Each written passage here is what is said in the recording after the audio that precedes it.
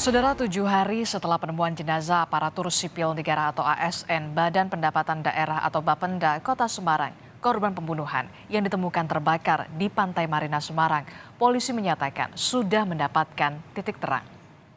Dan fakta yang terbaru adalah polisi mengungkap korban Paulus Iwan Budi Prasetyo terdeteksi kamera pemantau dari saat berangkat dari rumah hingga menuju ke lokasi penemuan jenazahnya yang terbakar di Pantai Marina Kota Semarang 24 Agustus 2022.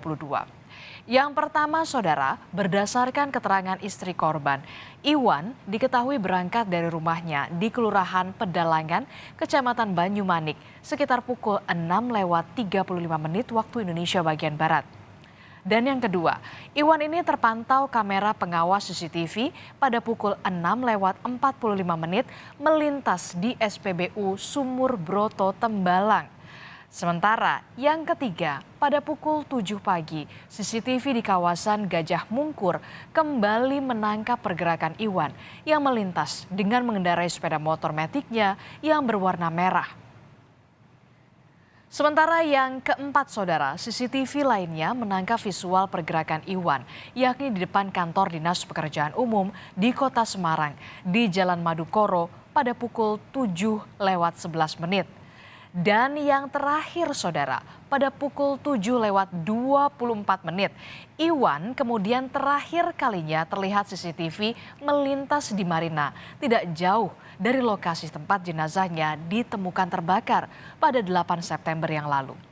Polisi menyatakan setelah itu korban tidak lagi terlihat kembali melintas di titik CCTV yang sama.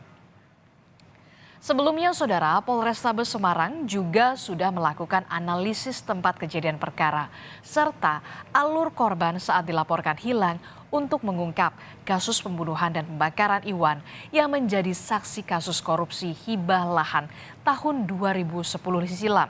Kesimpulan sementara polisi, korban mengendarai kendaraan menuju ke arah Marina dan berdasarkan CCTV pula, saudara, korban tidak keluar dari lokasi hingga jenazahnya ditemukan terbakar.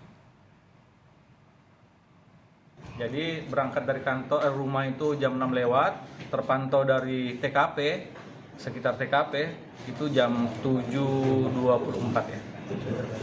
Kira-kira ya 30-an menit perjalanan dari rumah menuju sampai sekitar TKP situ. Kepada tersangka kami minta untuk segera menyerahkan diri karena hasil penyelidikan lambat atau cepat pelakunya pasti akan tertangkap.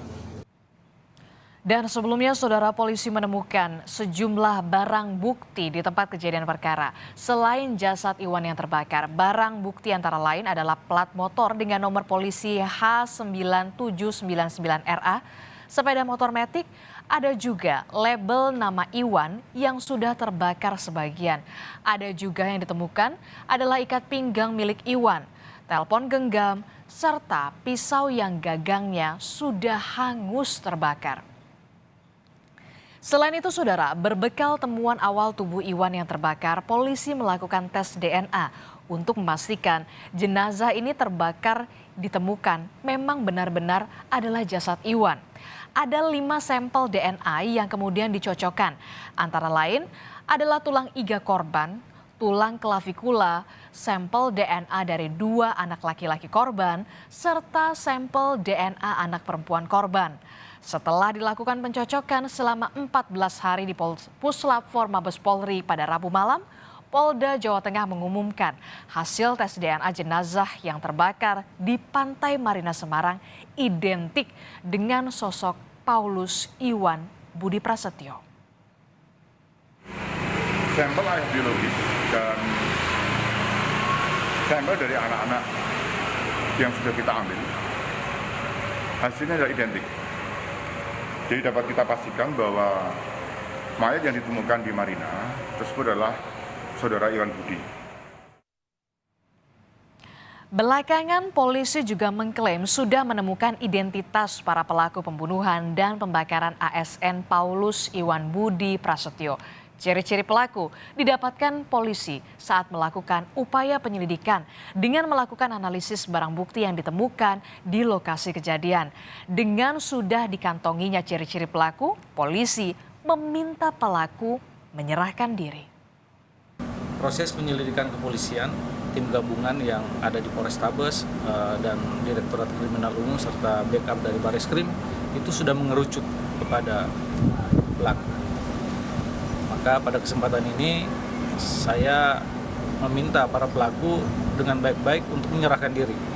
Karena cepat atau lambat pasti kalian akan tertangkap jika tidak menyerahkan diri. Saudara Oni Anggrawati yang merupakan istri korban dari Paulus Iwan Budi Prasetyo mengaku pada hari Rabu pagi 24 Agustus sekitar pukul 6:35 di saat Iwan hendak berangkat ke kantor menjadi komunikasi terakhirnya bersama dengan sang suami.